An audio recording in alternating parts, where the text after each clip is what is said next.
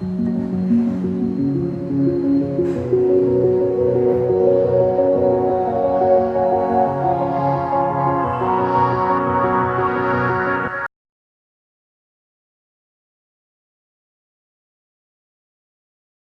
to AKS Year in Review of Ministry of Rural Development.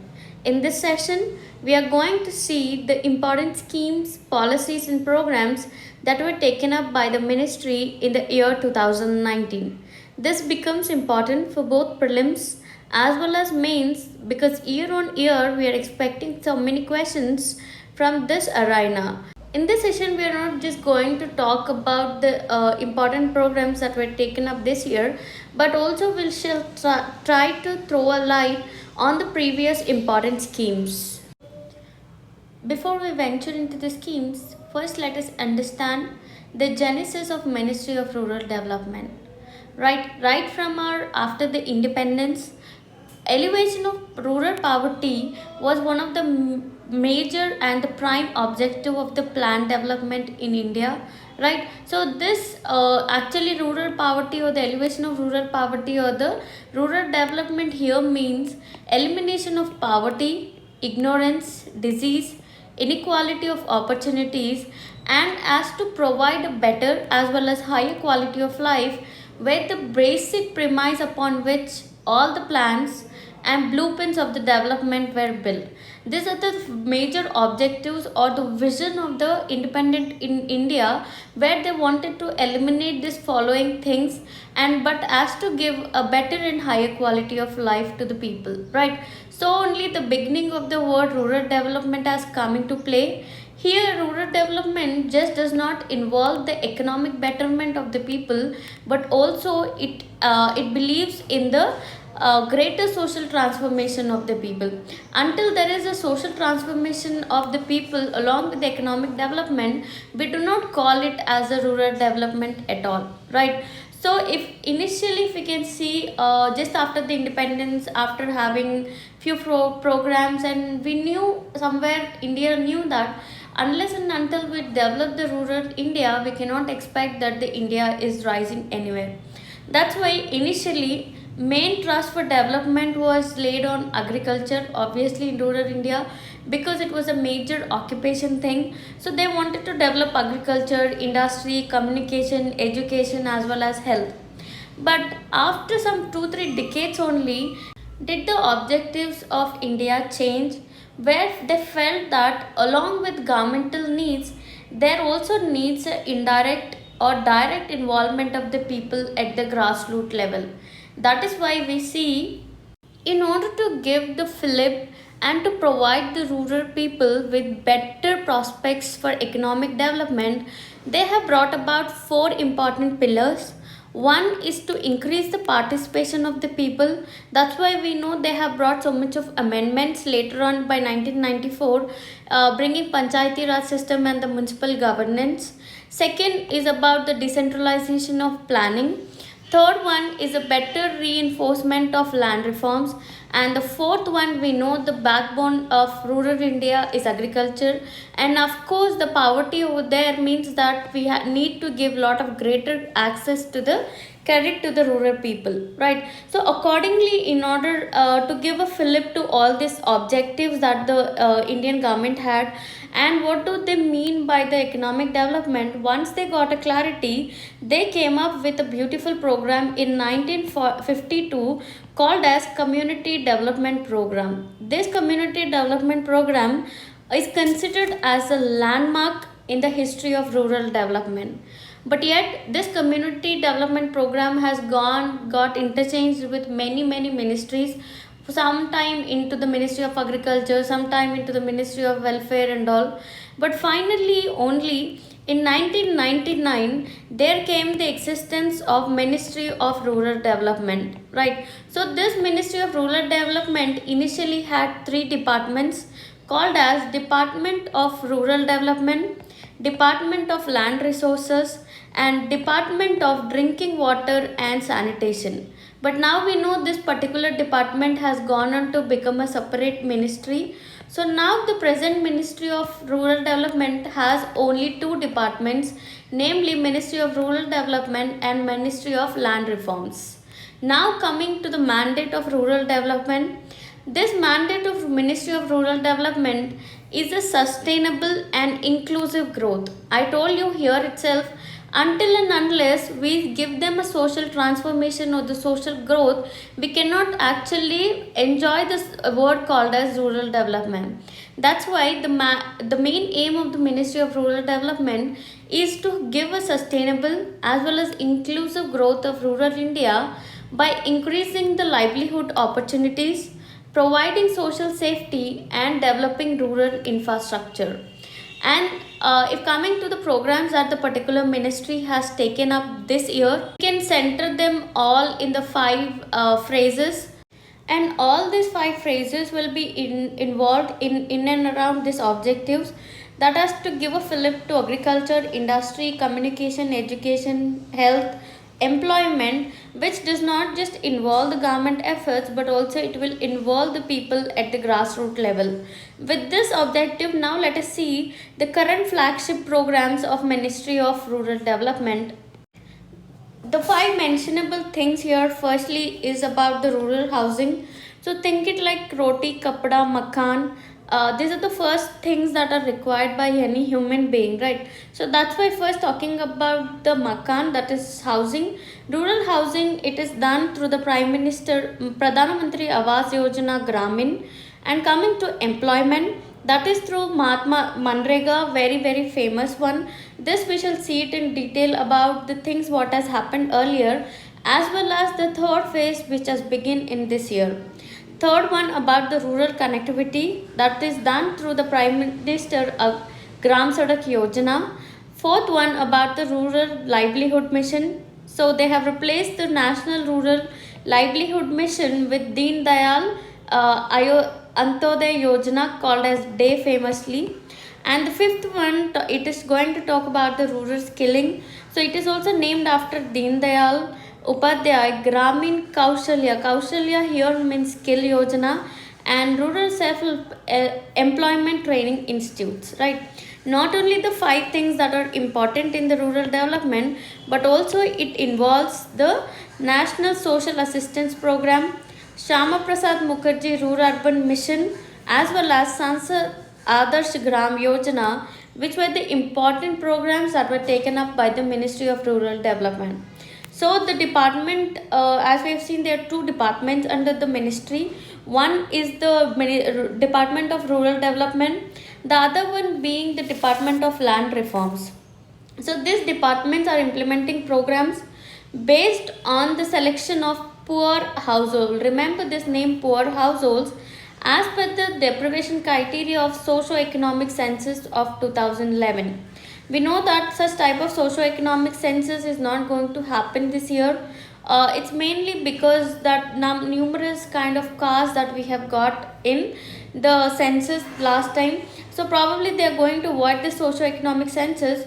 But yet till today, whatever the programs are being implemented by the rural ministry, they are mostly on the criteria that is given by the socio-economic census. Coming to the first program, Pradhanmantri Gram Sadak Yojana, considered to be the most successful program as it has been implemented in the year 2000 and it is successfully running from the 2 decades. Right? This is Government of India's Poverty Reduction Strategies program, and it was launched in the year 2000 as a centrally sponsored scheme. We all know what is centrally sponsored scheme, where it will be sharing between the central government as well as the state government, right? As because these rural roads are actually a state list under the constitution. So the major primary objective of this scheme is to provide connectivity by way of a single all-weather road. Here all-weather road means a road with culverts as well as cross drainage structure which will be operable throughout the year. As you know, when if there is no drainage system and all, during the rainy season it will become a clot, and that road does not come into the play or cannot be used by the people. That's why under this Gram Sadak Yojana, whatever they are constructing, it is an all weather road with the culverts as well as the cross drainage structure, so that it will be operable throughout the year. They will construct the roads to the eligible unconnected habitations as per Cohen network with a population of 500 persons in plain regions. So wherever there are 500 persons in any kind of plain region, they will get this Pakka road or the all-weather road constructed under Pradhanmantri Gram Sadak Yojana. And wherever it is in the plain region scenario, but wherever there are more than 250 persons in respect to the special category states like all the northeast, Sikkim, Himachal Pradesh, all the hilly states here they mean, Uttarakhand, as well as desert areas maybe in Rajasthan, as well as the tribal areas which are mentioned in the Schedule 5. Remember, tribal areas which are mentioned in the Schedule 5 as well as backward districts. In this special identified or the special category states, wherever if there are 250 persons or more, they will get the road constructed. Right. The program, it is also provides the upgradation of existing roads through routes and major rural links. Coming to the next important programs that were taken up by the Ministry of Rural Development in the skill development for the rural poor youth are taken up in the program called as National Rural Health Missions. The two important programs under this NRLM, it is Deen Dayal Upadhyaya Grameen Kaushal Yojana. Here Kaushal means skill development, and the other one being Rural Self-Employment Training Institutes. First, coming to the Deen Dayal Upadhyaya Grameen Kaushal Yojana, kindly do not get confused with the Deen Dayal Upadhyaya Awas Yojana. These two are different. Whenever they are talking about the Kaushalya, it means the skill development. Remember this word alone, that Kaushalya here means skill development, right? So this particular program of Deen Dayal Upadhyaya Grameen Kaushal Yojana, the main focus of this program is to provide the opportunities through skilling for rural poor youth in domestic as well as for global jobs. What do you mean by global jobs here is that any rural poor youth, if he is picked up from any village, he will be given particular skills so as to match the global standards. Example, if we think ICA, if it is giving some kind of table which should be fixed by the people, if somebody has imported the ICA products, the present youth will should be equipped with enough skills so that when the ICA products arrives at his home, when it has to be fit, this particular person can go and do the things, fitting kind of things in his house. So it shows like for global job here means whatever the products that we are importing, the particular person should need to have the skills so as to tackle the requirements of the global standards also, right? So coming to this scheme, this Deen Dayal Upadhyaya scheme has its roots in the Swarna Jayanti Gram Swarozgar Yojana, a very famous one. But yet this was changed, this particular Swarna Jayanti program was changed in 2010 as National Rural Livelihood Mission, popularly called as Ajivika. Whereas in 2013, this Ajivika was changed as Ajivika Skills with revised guidelines, and finally in 2014 it was renamed as Deen Dayal Upadhyaya Grameen Kaushal Yojana, and it was launched on the day of Antodaya Divas, which is celebrated on the 25th September of every year. The main aim of this program is to convert the demographic dividend by developing rural India into a globally preferred source of skilled labor, so that on the whole this scheme will also benefit around million poor rural youth who are ready to be skilled, and they can play an important as well as crucial role in the generational poverty elevation. So this scheme is pioneer in standard led delivering of skills, the first to notify standard operating procedures for training, and the first to introduce even the IT solutions for skilling, including mandatory tablets for training, right? So all this is the main aim is to provide the rural youth with enough skills. Coming to the second program, which is taken up by the Ministry of Rural Development, which again comes in the criteria of skill development, is the Rural Self-Employment Training Institute. The main aim of this particular institute is that they want to establish such type of skill training institutes, one for each district. So this particular program is a bank-led initiative which with an active support of state government. Imagine how there are more than 600 districts in India. So each these districts need to have such type of training institutes so that they can train the persons with enough skills so that the person can become an entrepreneur. This is the main aim of this particular program. So this is, although it is bank led initiative, for this purpose the government of India gives a lump sum of 1 crore rupees at a go in order to establish such type of institutes, and they will also give an reimbursement upon how many people they are training. Coming to the bank, it will see the day-to-day transactions, what need to be done about the programs. Coming to state government, they will either give the land which comes under the state list at free of cost, or they will give for minimum cost in order to establish this training institutes. Not only that, they will train the youth in order to take up self startups like his own micro enterprises, but also they will keep some kind of interventions program at regular intervals so as to keep them equipped with the current situations. So both are related to skill development. In the first, they are going to train the youth, rural youth who are poor, in the for the skill development so as to match the domestic as well as global jobs. And the second one is talking about starting kind of startup kind of thing, so that there will be a self employment thing coming into the rural youth. As I told, there are more than 600 districts in India. So currently there are 585 functional rural self-employment training institutes in the country, and they offer training in 4 major areas. Remember these 4 major areas. One, because we are already talking about the rural youth, so agriculture becomes an important part, and we need to do this agriculture in a proper way. So we are also talking about the food management or the small food industries in and around the agriculture regions. So they will also train about the processing as well as product manufacture and the general entrepreneurship, right, which will act as a facilitator in order to make somebody self-employed. So till now we have talked about the skill development among the rural poor and what are the measures that the Ministry of Rural Development has taken. Then we have talked about the Pradhanmantri Sadak Yojana so as to provide them the proper roads. Now coming to the another major important program is the Dayal Yojana, which is renamed version of National Rural Livelihood Mission.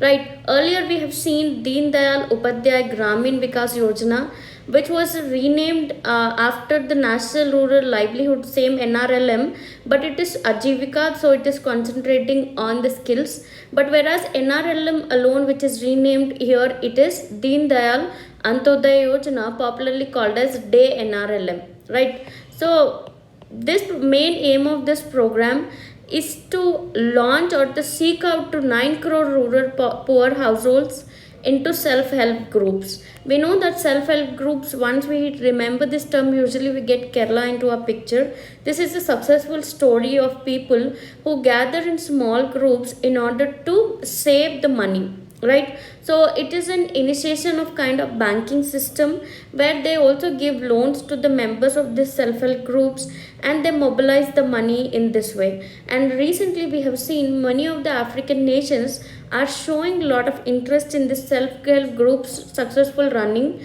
and they have come to in India in order to know about the TIF kind of quality that is being promoted through the self-help groups.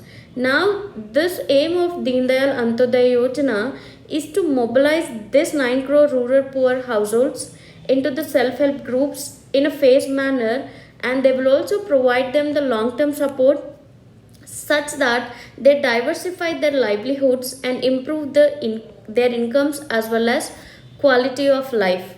This is a main aim because we are talking here is the diversify their livelihood. We know that most of the rural people depend only on the agriculture, and this agriculture is not only seasonal but it also plays the game according to the climatic conditions. So whenever there are not conducive climatic conditions, the whole family becomes bankrupt, or they kind of have to depend on other type of credit facilities where they are charged more. In order to do away with such type of provisions, they have come up with the self-help groups, and the government is giving impetus so as to give a fillip to the self-help groups. Now coming to the three key components of day, that is NRLM. One is that they promote the institutions of poor. Like example, if you see, like not only generic theft that they do, but also they kind of give a credit based community institutions and their federations. So it promotes the specialized institutions like livelihood collectives, procedures, cooperative companies for livelihood promotions.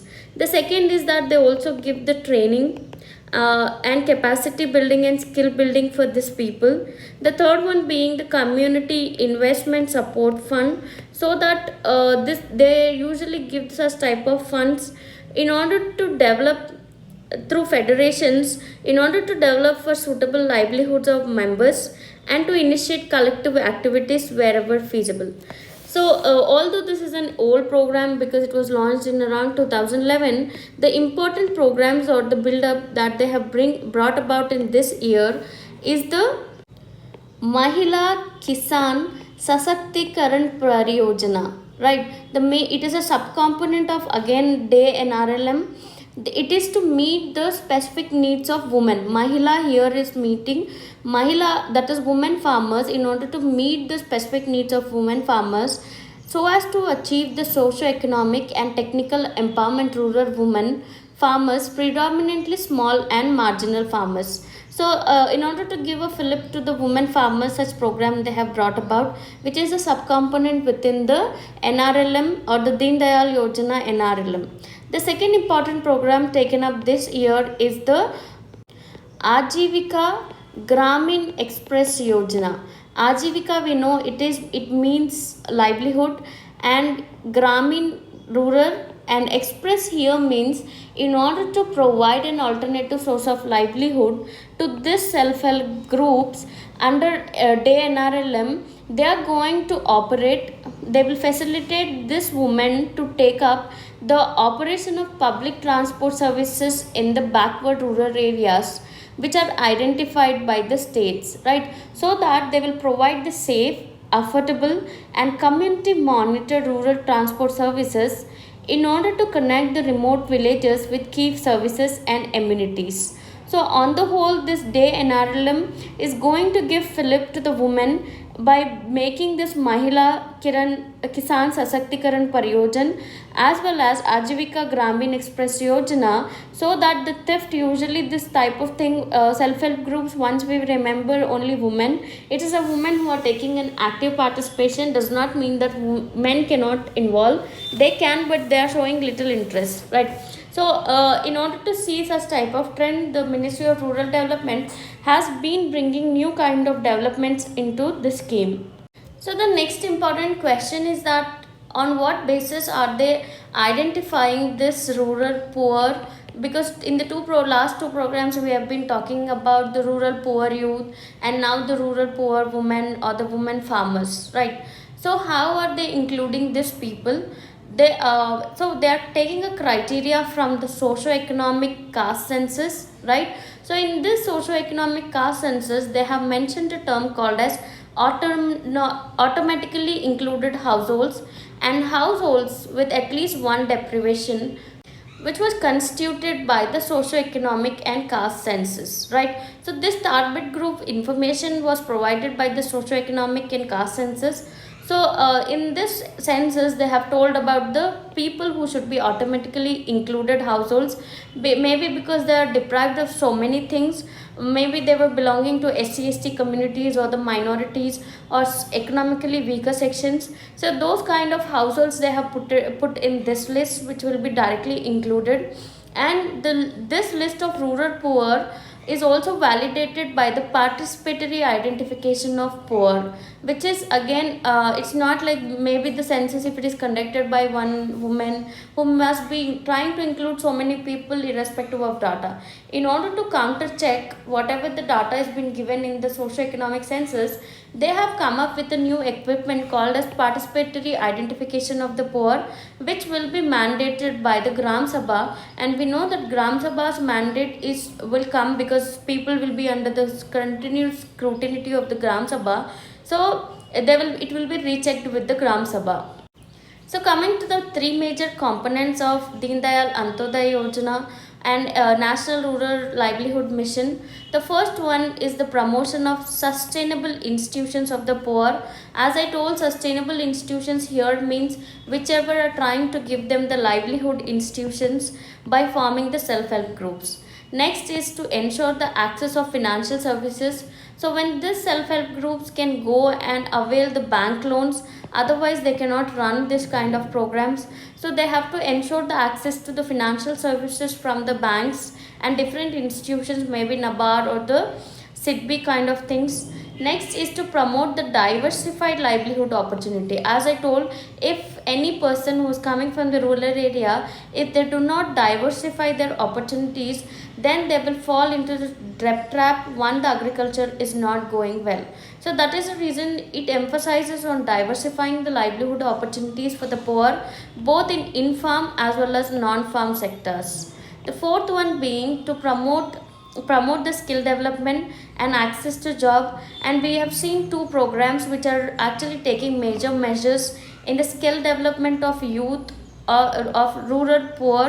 One is being Deen Dayal Upadhyaya Grameen Kaushal Vikas Yojana. The second one being the rural self-employment institutions for training. Right. So all these two things they are taking up, and it will also come under the component of NRLM. Next, the general thing, that is to promote the social inclusion, social development, as well as human development in the rural India. Now, next important term, what do they mean by social capital? We have talked about the human capital. We know about normal economic capital, which means money, and then we have talked about the human capital whenever they are in the professionals who after studying when they start contributing to the economy and all. So in that way they are called as human capital. For this we invest so much on them, right?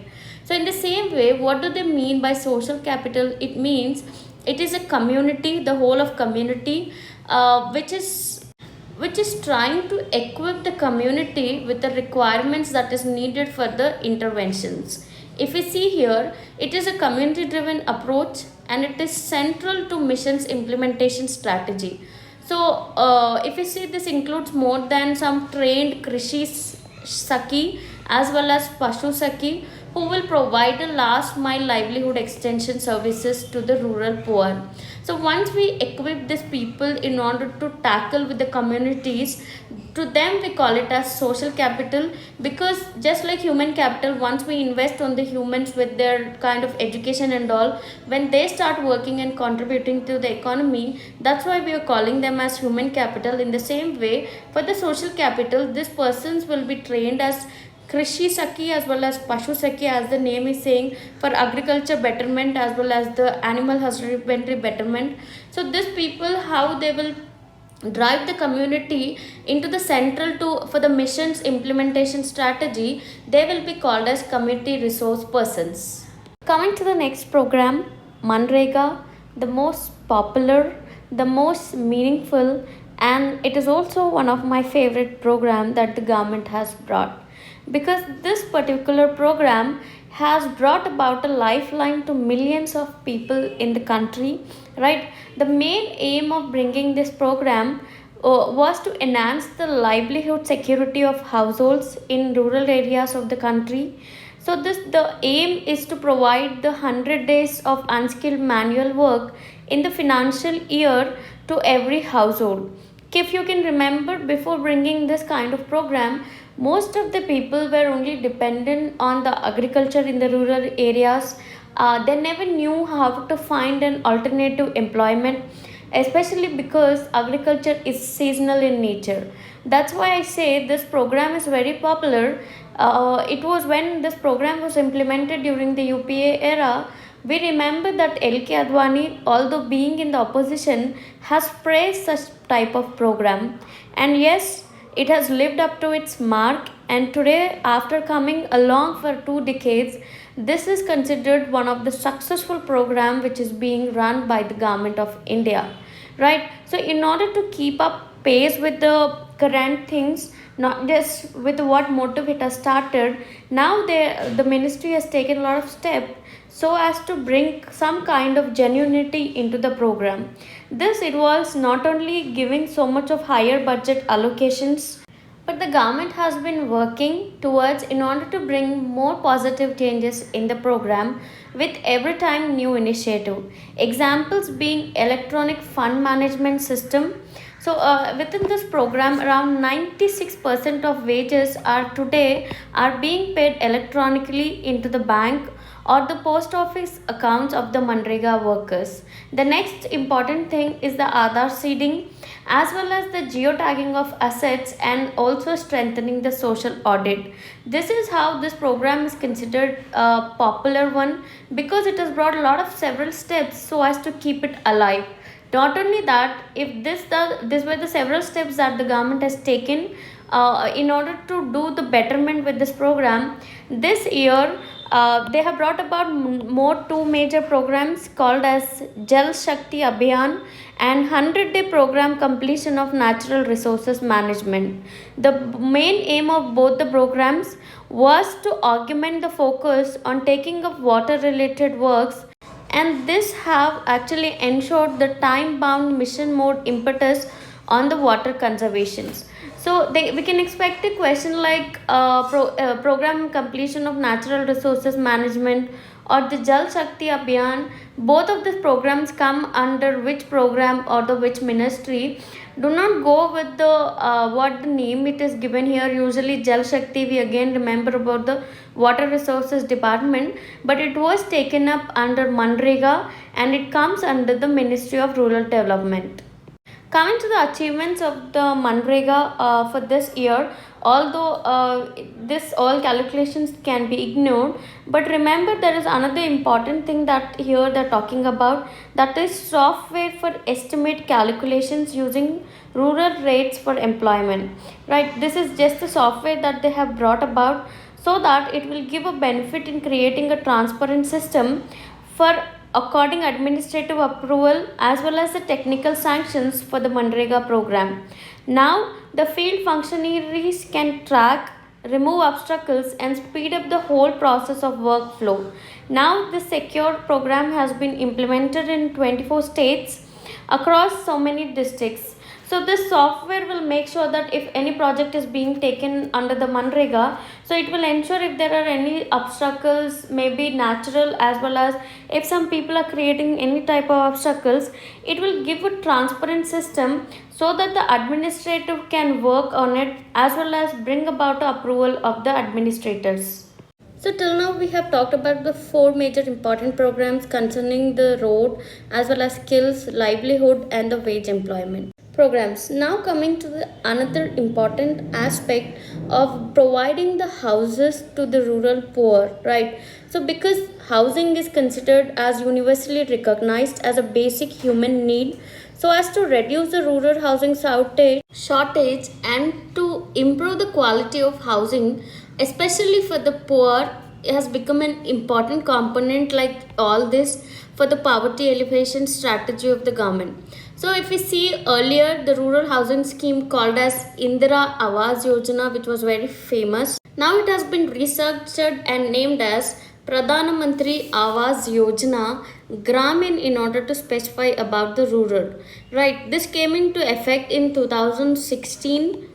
The main aim of this program is to provide the houses to the families who belong to the below poverty line in rural areas. And since its inception, it is providing assistance for construction of rural houses. And in this context, it also cajoles with the government's priority of housing for all by 2022. It is a rural housing scheme of Indira Awas Yojana and it has been restructured as Pradhanmantri Awas Yojana Grameen. right? So from that time, if we see, the main features of this scheme is to provide the assistance for construction of 1 crore houses. Remember, 1 crore houses in the rural areas for over a period of 3 years. That means it was started in the year 2016. So by now, this by today, that is 2019, they should have constructed around 1 lakh crore houses.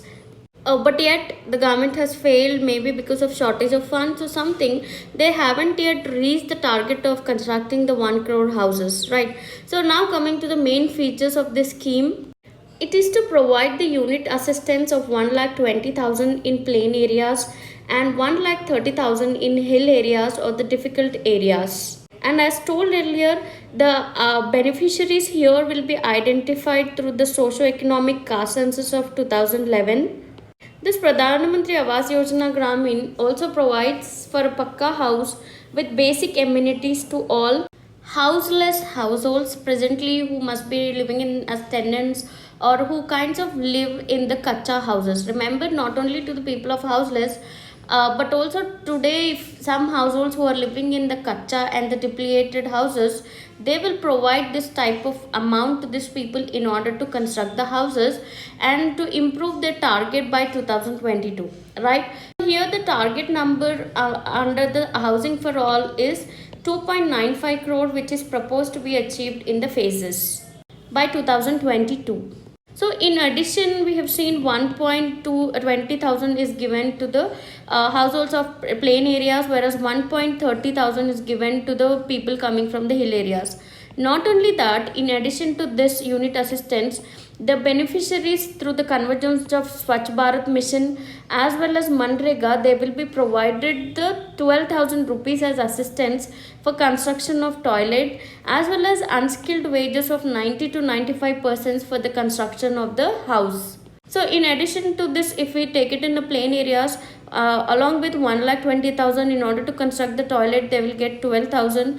So manned wages of 9 to 95% days, even if we take it as 90 and into 100 rupees per day, they will get around 9,000 rupees extra. So all this will be added to the unit assistance so as to build them the houses.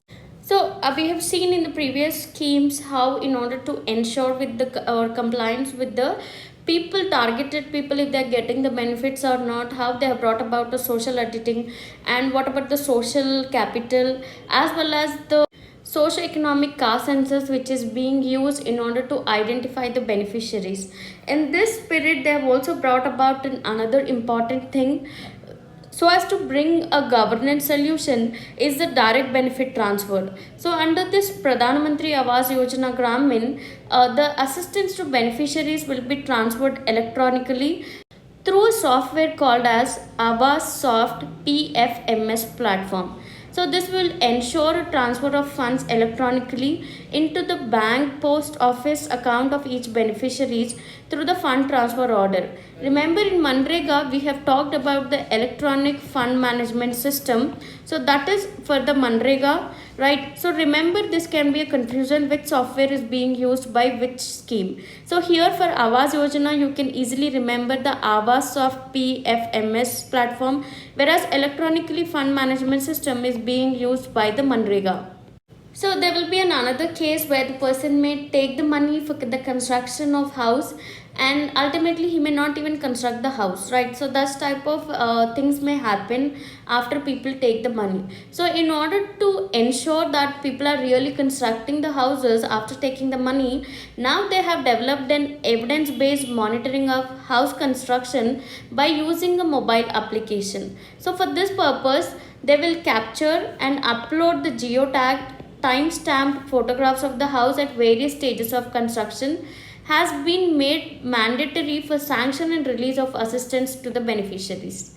Here what happens, if somebody will say that yeah, I'm going to build the house, he will take the money and he will not build. Even if somebody is asking that okay, through this mobile application you send the photos, he may click somebody else's photo or which is already constructed house photo they can send.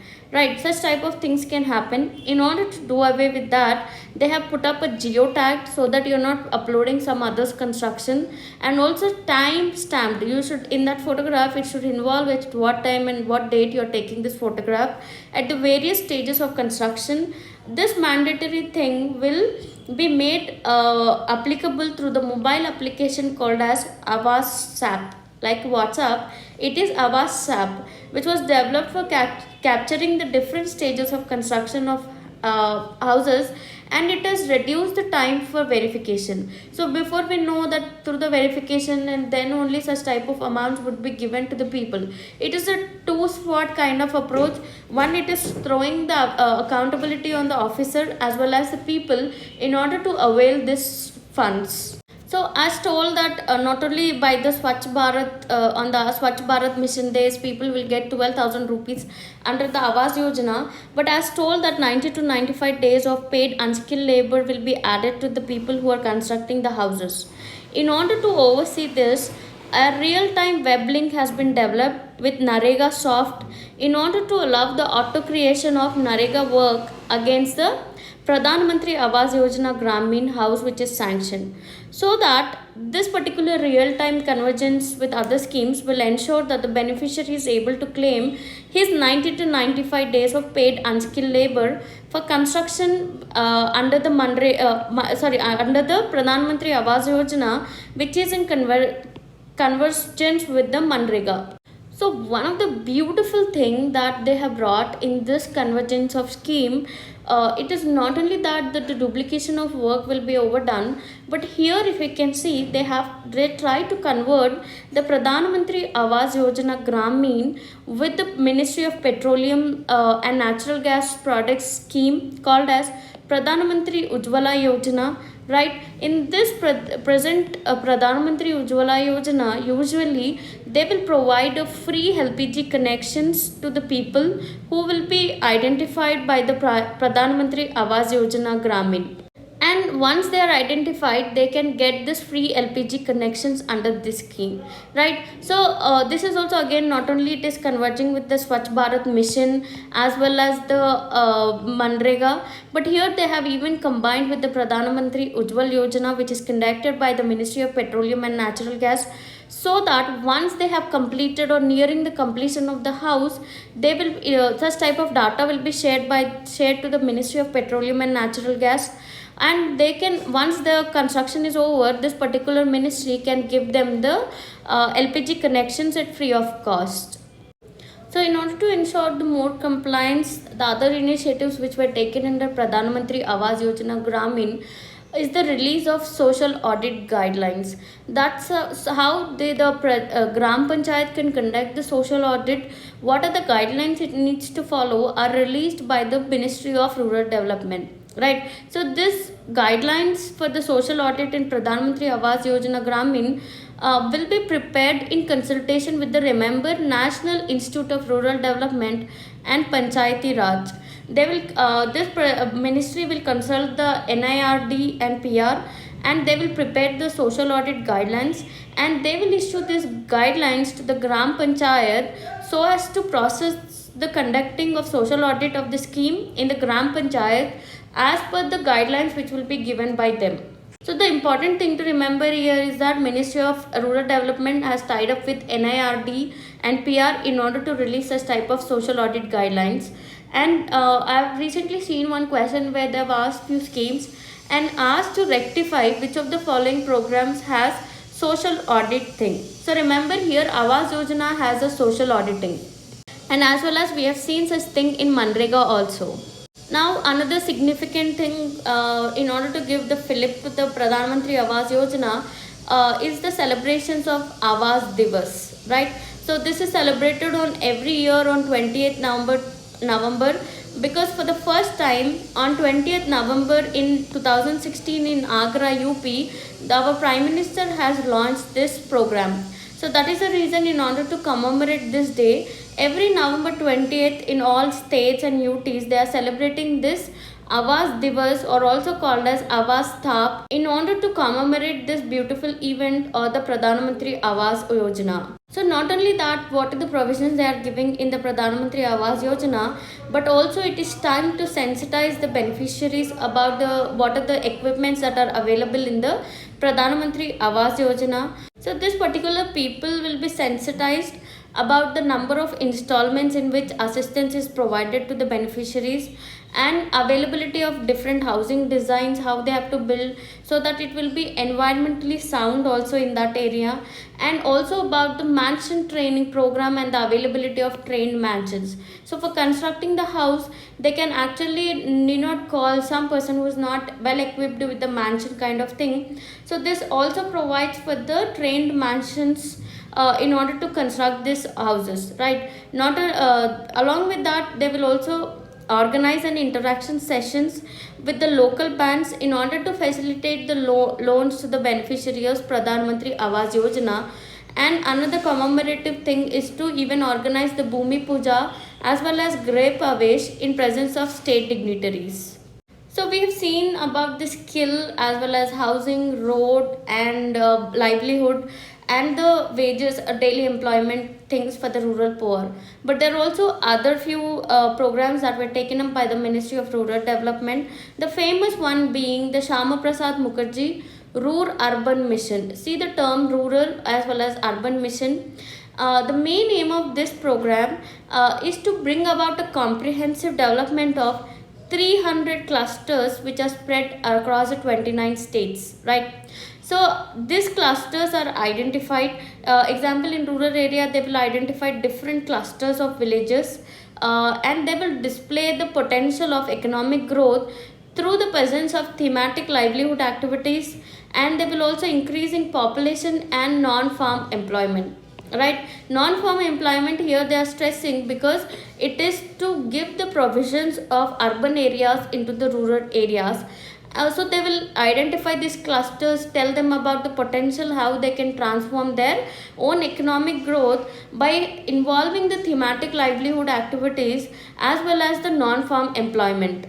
So if we see the main aim of this mission of Shama Prasad Ji Rural Urban Mission, it is to transform these clusters by focusing on developing skills, strengthening economic activities, and provision of crucial basic infrastructure amenities in an equitable as well as time-bound manner.